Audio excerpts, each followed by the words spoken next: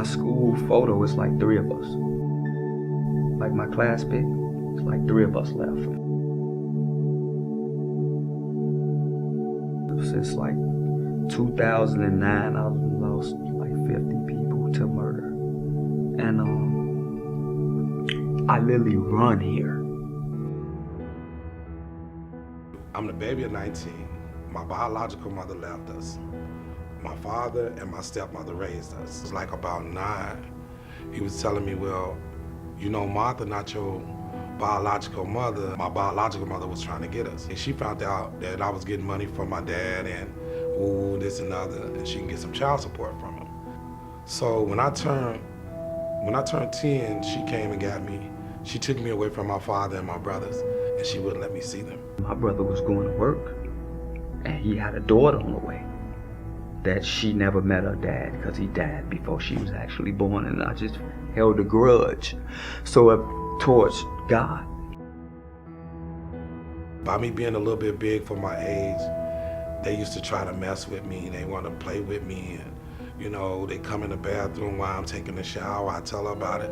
She didn't say nothing. And when I was 10 and a half, I went and got kicked in to get out the house, to have some protection. So one of them tried to molest me. I told my mom, she whooped my ass. So I went and told the fellas, and we caught him and beat his ass. Then from then on, that was my family, and became Sergeant at Arms. Wow, we was robbing truck drivers, getting money, going to buy this, going to buy that, getting money. Wound up shooting my first man at 11. Had so much hatred and animosity in me that it was easy for me to hurt people. I didn't have nobody to come genuinely up to me and say, man, look, it's okay, man, let it out. What are you doing? Is that watery eyes? Shouldn't be watery eyes, should be puddles. Let it out. If I had somebody to tell me let it out, I would let it out early. It wouldn't have been no grudge held on my chest. I didn't have nobody say let it out. There's been days that I've been wanting to give up and go back to the street just to make some money because I'm tired of sleeping on people's couches. And, you know, his mom, you know, I sleep on the floor, they sleep in the room. And I'm just about tired of that. And I'm just saying, well, God, I done changed my life. Why the hell I can't get no help? If something happened, she can't get our son. DCFS won't let her, but they won't help me do nothing. But the power of fathers, man, they helping me do everything. They keeping me focused. They keeping me in my son's life. They keep us at these tables talking and being men. All them years I done did GED, culinary arts certificate, business management, 100+ book club, 2,000 novels. I ain't counting novels, and that still didn't give me I still was liable to come home and jump right back out there into the streets. It wasn't until I was able to vent.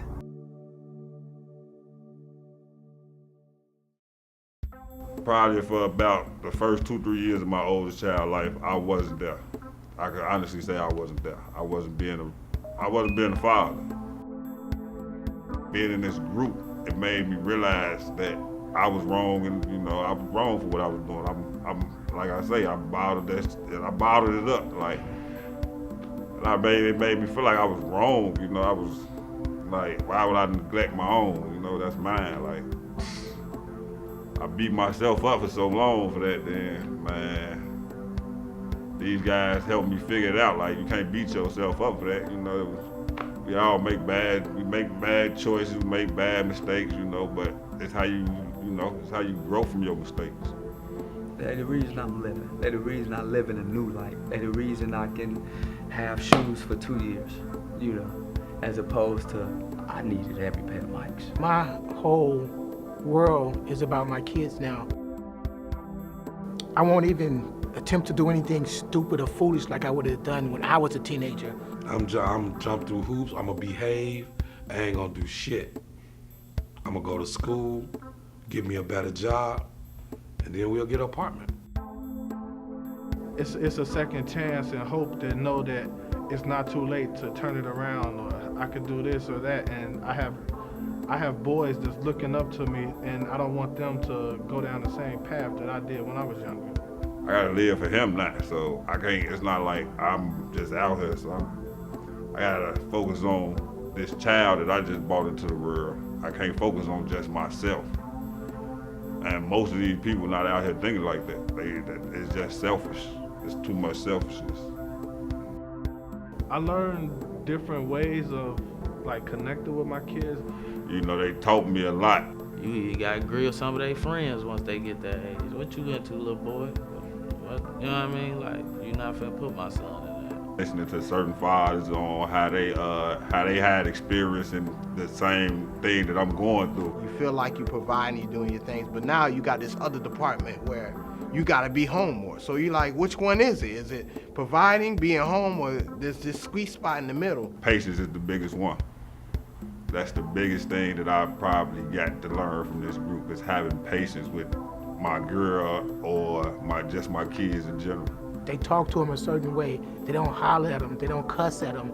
You know, when they get upset. At first it was what I say goes, you feel me? A strict father, like, you know, I wouldn't allow my kids to do certain things or whatnot. And some of the other guys, like, man, when they get older, you can't just keep doing that, because in a certain time, they're gonna do it regardless. It made me take another approach. So I would try to, you know, talk to them the same way that they talk to me, you know, not try to yell or, you know, show so much discipline. I just try to talk to him as a young man. I give him a choice. I make him feel more like a man instead of just treating him like a kid all the time. I learned that kids, they basically, when you talk to them, they understand right and wrong, and they are more comfortable when you explain to them what they're doing wrong and explain to them how to do the right thing. For a while, I was feeling like I was the only one going through some crazy stuff. But then when we get to tipping and I hear the other brothers and what they going through, you know, then I'll be like, man, my shit ain't so bad. You know, they were talking about some things that were very emotional at first. You know, the first couple of meetings I went to, they were very revealing about things that I would, you know, have been carrying in my past. I'm going to be honest. I'm going to be able to take constructive criticism too. So I'm gonna be open, I'm gonna be honest on me and be able to take. And I feel like once you go in like that, you get the fruit of it. You get to see all walks of people, and sometimes you don't know where it come from, because when you look at people, you think they're a certain way. And when they expose themselves in the meetings, they could be the worst gangbanger when they're out there. But in here, they be crying like babies and saying their problems and sharing their emotions. It's a different type of guys, because basically it's all positivity. Like it's basically everybody trying to do good. What that made them mad, what that made them happy, what they going through. The whole key to tipping is to listen, analyze, and help make solutions. Just imagine that you're sitting in a panel discussion, but everybody really got something to say, and everybody, what they got to say is a legitimate perspective, because that's their experience as a father. Even if everybody's advice was off, it helped you. Okay, I'm not doing that shit. I'm not doing that. Now it's down to A, B, and C, you know, anywhere we go. That means you're gonna be a better father to your child. That means you have a resource now to go to, because you're going through this, and you can get some solutions made.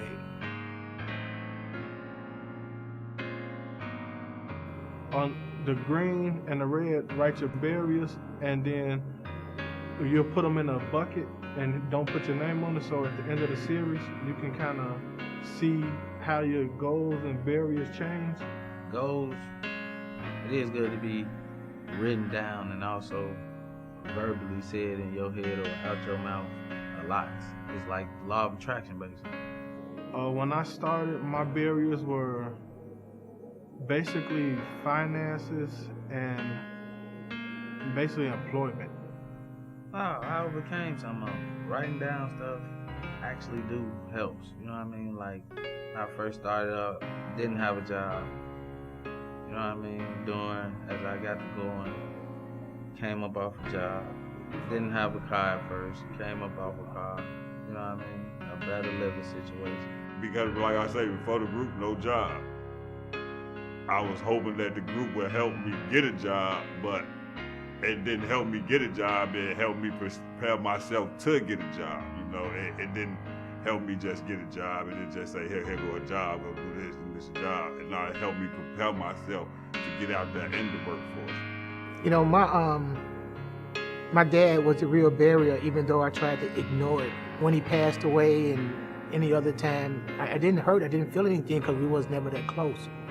But what I felt was, on a constant basis, was I didn't have one there to turn to. I couldn't turn to my father because he was never there for me. So my main thing is always be there for my kids. Always, no matter what.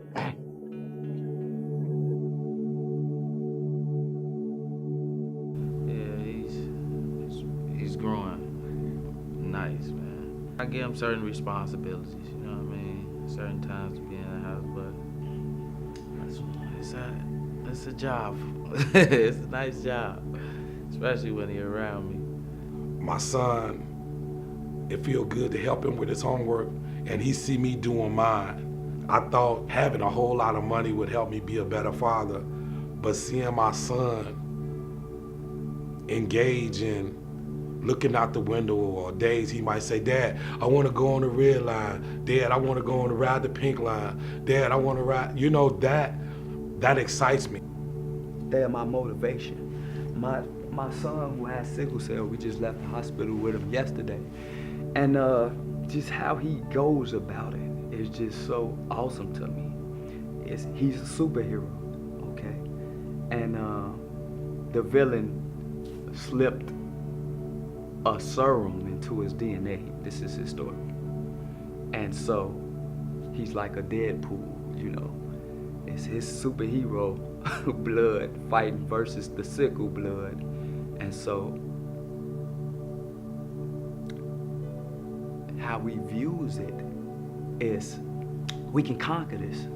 They obedient, they honest students, they go to bed at 8:30 at night, they just good kids. A 7-year-old and a toddler, not even a toddler, can fight. Really fight and be optimistic about their life. I feel like we have no room to complain. I get a kick out of it. We have all our doctor's appointments at the University of Illinois. And when we was down there waiting in the waiting room, they had a chess game. I taught my son how to play chess, sitting right there. And he picked it up and he learned it. And now he want to play all the time. And he almost beat me the other day. So he's getting better at it, and we only played 3 times. So kids are a sponge. And what you put in them usually come up out of them. He got a whole track set with the little caboosing, and I hear him playing with his cars. He's got a good imagination. He know he's safe. You know what I'm saying? That's the most important thing. He know when wherever we go, he gonna be safe. Daddy gonna take care of him.